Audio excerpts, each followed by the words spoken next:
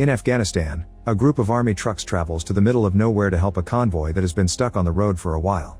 A staff sergeant angrily starts complaining about the waste of time, but this is just a way to tease his brother, who is also a soldier. While the staff sergeant fixes a truck, his brother tells him that they should be on the front lines and that they should join the Army Rangers. At first the staff sergeant isn't interested, but his brother reminds him they made a promise to fight together to change his mind. Suddenly a missile hits a truck, blowing it up and making everyone else fall back. Soon Taliban insurgents are opening fire at the convoy, so the soldiers rush to get their weapons and fire back.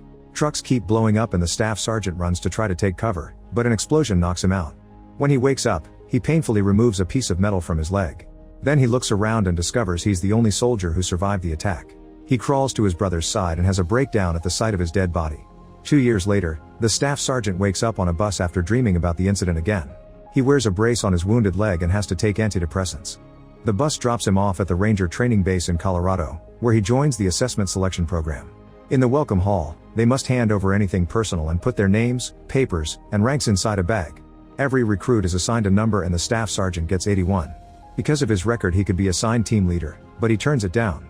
Afterward First Sergeant Torres gives them a speech about what to expect. Training will last 8 weeks and it'll be extremely difficult to test their emotional, physical, and mental strength. If they make it to the final stage, they'll undertake a 24-hour simulated mission known as Death March, which is completed by crossing the finish line. That's the only way to be eligible to be a ranger. The training begins with the classic courses that test how fit and fast they are, although many rangers throw water at them to simulate rain. It's basic army exercises, but at the end of it, several soldiers are still kicked out for failing it. The second round is more exercise. This time it includes working out at night in the rain and staying underwater for long periods of time. As days pass, more and more recruits are kicked out. After 4 weeks, training continues in the woods. The other soldiers chat and get to know each other, but 81 runs alone ahead of everyone. By the time the others arrive, he's already going back. The recruits tease him for it, but he ignores them. During meals, 81 sits alone as well. The next exercises include climbing a rope over a river in hand-to-hand combat, so 81 keeps proving that he's better than everyone else. One afternoon, Torres asks the recruits if they have experience on the field, and only a few of them do.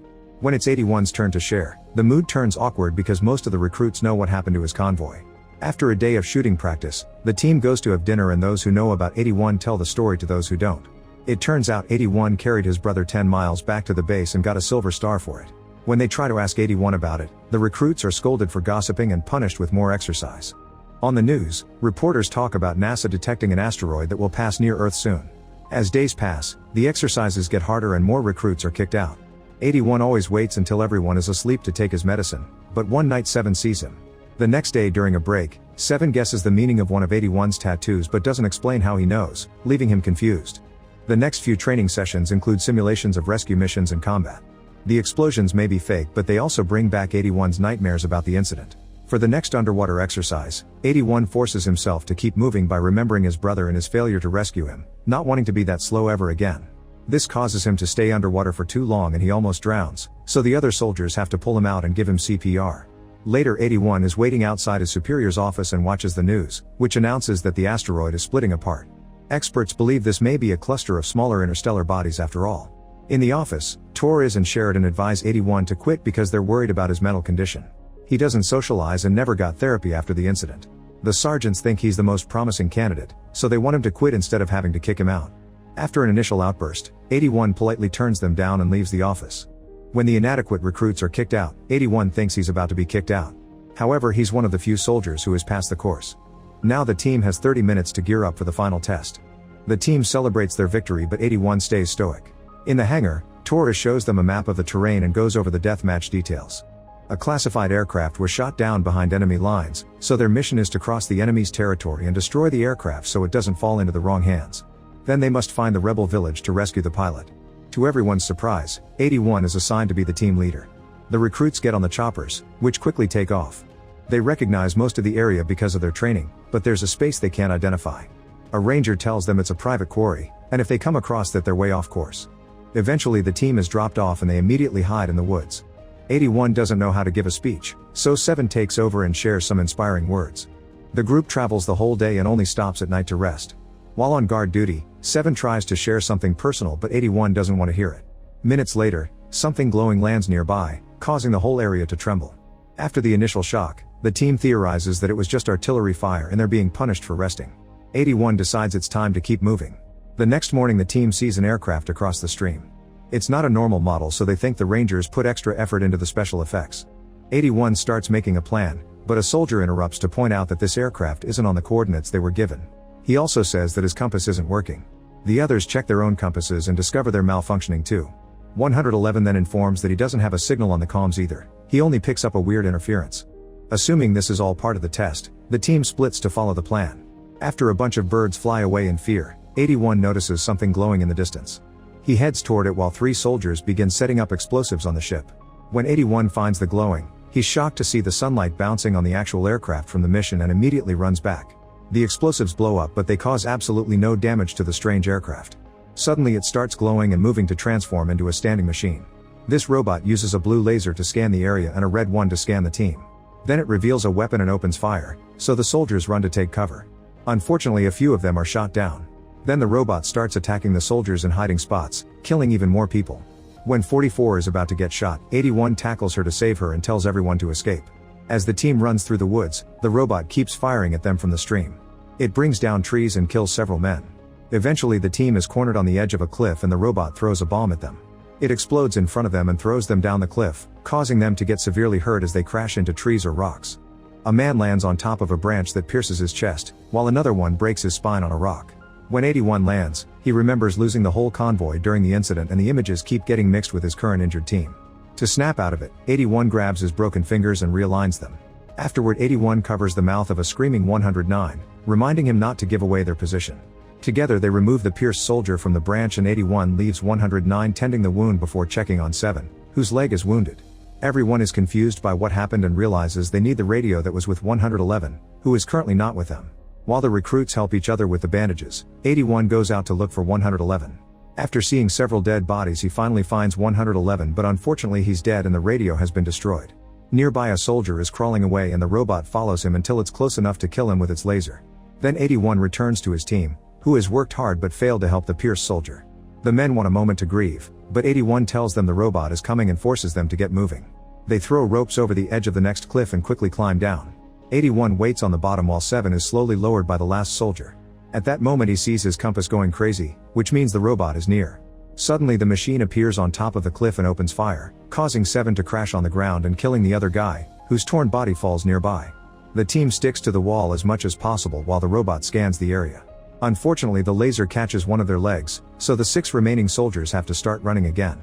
7 is being carried and screams when he sees the incoming explosive shot by the robot. The team runs as fast as possible as the explosives go off around them, causing them to fall over and over. They never give up and keep on moving until they manage to leave the forest, out of the robot's reach. On an open grassland, they finally stop to rest. The team discusses theories about what's happening while 81 tries to bandage 7's leg, but he freezes at the sight of the blood. 7 comforts him with gentle words, helping him snap out of it. Unfortunately their medicine fell during the attack, so 81 has to adjust the bone without it and 7 passes out because of the pain. Afterward 81 tells the team he saw their real target and it wasn't the robot, so they've accidentally gotten involved in something they can't control. Their best option is to reach the village. 15 thinks it's a bad idea to cross an open field and be exposed, but 81 points out that they have no other choice. After throwing out any non-essential baggage, they keep moving while carrying 7 on a stretcher. Eventually they reach a river with heavy currents, so 81 announces they're installing a zip line. He ties a rope to his back and jumps into the freezing water, only for the currents to start pushing him. 44 loses sight of him for a few seconds, but 81 never stops swimming and after lots of effort, he reaches the other side. Once 81 has secured the line, 15 starts crossing it while pulling 7 along. The stretcher gets stuck on a knot, so 15 has to go back to fix it. In the struggle, one of the stretcher's knots opens and now it's only hanging from one side.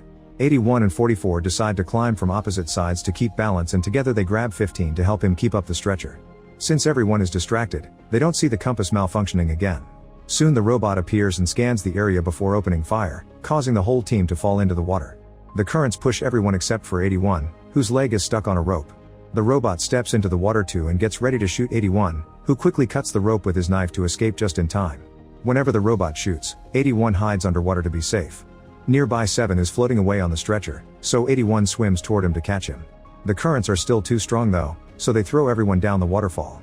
81 makes sure to swim to grab 7 again, only to pass out. Minutes later the team finds themselves on the shore. It turns out they were saved by 60, who explains he was blown into the rapids during the first robot attack. He thought everyone was dead, so he traveled until he saw the survivors coming down the waterfall. After seeing another body in the water, 81 announces it's time to keep moving. After hours of walking through the hills and the forest, 81 stops the team when he finds a trap. It's a rope on the trees connected to a flare, which means it was set up by their sergeants as part of the original mission. They dodge it and keep walking until they finally reach the village, only to discover it's been destroyed by the robot. The antenna is broken, explaining why comms don't work. 81 tracks the direction of the destruction and looks up the mountain, where he notices dark smoke. The team realizes that the robot came with the fragmented asteroid and therefore its alien technology. At that moment they hear a voice, so they move some debris and find a sergeant, whose whole body is burned. He only gives them one last look before he dies. There's a tank nearby, so 81 wants to fix it and leave quickly. 15 says they need a minute and complains about 81's lack of feelings, causing 81 to snap. He grabs 15's by his clothes and explains that after the incident, he didn't make it back to the base. He woke up in a hospital and his brother was already in a box on a plane. Doctors told him that he passed out 100 yards from the perimeter, so his brother died because 81 couldn't last a little longer. He thinks the medal only signifies the worst day in his life. 81 understands everyone's feelings, but this isn't about them anymore. They need to return to the base to warn the world about the alien threat. At first 15 can only stare at how everyone is inspired by 81's words and rush to help. The tank still won't start, so 15 decides to finally jump in and uses his mechanic knowledge to get the tank going. The guys use a rope to pull the tank out of the debris, and the shaking opens a compartment with some food that 44 immediately shares. At that moment a flare appears in the sky and the team realizes that the robot must have stepped on the trap. Everyone rushes to get in the tank except for 15, who goes back to grab some ammo. The robot appears and opens fire at him, killing him right after he throws the ammo into the tank. 44 drives the tank through the forest while the guys use the ammo to open fire, but it seems human weapons don't cause any damage to it. The robot's attacks keep hitting the tank, so 44 forces the vehicle to go as fast as possible. When part of the tank catches on fire, the team immediately puts it out with an extinguisher, but clearly the armor can't last much longer. To the team's surprise, the robot suddenly stops following them, but that's because it's shooting more explosives. The bombs explode around the tank and throw everyone around, causing them to hit their heads on the walls. Yet 44 never stops driving. When the robot shoots several grenades, the resulting explosion is finally big enough to push the tank down the hill. It crashes into every tree in the way until it manages to leave the forest, and the team doesn't see the robot behind them anymore. Unfortunately, this is because the robot is now above them. It jumps off the cliff and lands in front of the tank to shoot a powerful laser beam. 44 manages to dodge it, however the robot starts chasing them again. The guys fire back at it with any weapon they can find, but it's still useless and 109 ends up losing an arm in the process. The robot then shoots the laser beam again and 44 tries her best to dodge it, but the tank still loses half its armor. 7 suddenly slips out and 81 grabs the stretcher's rope to keep it close, however another shot from the robot makes him lose it and 7 falls on the road. 81 then shoots at the mountain to cause a landslide that buries the robot. At that moment, the tank explodes. Another nightmare shows the brothers on the ground and 81 hearing his sibling telling him not to quit. Then 81 wakes up and searches the area. Unfortunately, everyone has been burned to death and he's the only survivor. Seeing some sparks on the rocks, 81 rushes to move them to look for the robot, but he only finds one of its arms. When he turns around, he sees the rest of the robot sending a signal to space. Afterward, 81 runs to the road and finds 7 still on the stretcher. Suddenly the robot shoots at the tank before approaching it, so 81 runs away with 7. For the next several hours, 81 keeps pulling the stretcher, refusing to abandon his teammate. He moves under heavy rain and gets stuck in the mud, where the rope breaks. He slips a few times before his watch starts beeping, indicating the 24 hours to finish the mission are over. At that moment 7 wakes up and reveals he used to be in the same team as 81's brother, who never shut up about being a ranger. 7 thinks 81 hasn't failed because he's never given up. Their chat is interrupted by the robot's scan, and 81 notices there's smoke coming out of it, which means it's venting. He also sees the quarry nearby, which gives him an idea. After hiding 7, 81 rushes to the private quarry where he finds dynamite, a flare gun, and a remote that controls the rock carrier. The robot soon enters the forest and almost finds 7. However, 81 shoots the flare and the robot goes to the quarry instead. As soon as it arrives at the quarry, the dynamites blow up and make the robot collapse. Then 81 comes out in a bulldozer and pushes the robot to trap it against the wall. As the robot tries to fight back, 81 activates the carrier so rocks start falling on top of it. The robot soon activates its thrusters and manages to push the bulldozer to move away from the wall. It also gets the laser beam ready, however 81 speeds up and pushes it into the wall again. Although the bulldozer is starting to fail, this time it manages to hold the robot up long enough for the rocks to block its vents, causing it to overheat inside. As a last desperate attempt, the robot shoots down a tower that falls on top of the bulldozer, but thankfully 81 jumps out just in time. The overheating then causes the robot to blow up, triggering a chain of explosions thanks to the hidden dynamite. The robot collapses and finally shuts down, but its compartment accidentally opens and explosives fall out. 81 runs as fast as possible and manages to leave the quarry right before the flames activate those bombs into an even bigger explosion. The next morning, 81 carries 7 on his shoulders to the base, where he finds utter chaos and bodies everywhere. Some helicopters are also dropping alien machine parts. After the doctors take 7 away, Sheridan tells 81 that they just secured this base and they lost half the battalion. The alien robots were everywhere and humanity managed to neutralize the first wave, but they're now getting ready for a global invasion. On the news, footage from all over the world shows asteroid fragments landing in different countries to release the robots. Political leaders are gathering to make a plan and allied forces of all kinds are teaming up. 81 tells Sheridan about the robot's ventilation system being the weak spot and the information is immediately sent to every country. Sheridan says this intel will save lives and officially welcomes 81 as a ranger. Afterward, 81 gives a speech for the ranger team before they all leave together in the helicopters, ready to fight. When he falls asleep, he dreams about a bonding moment with his brother instead of the usual nightmares. Make sure to subscribe and turn on notifications so you can watch more videos like this. Thanks for watching.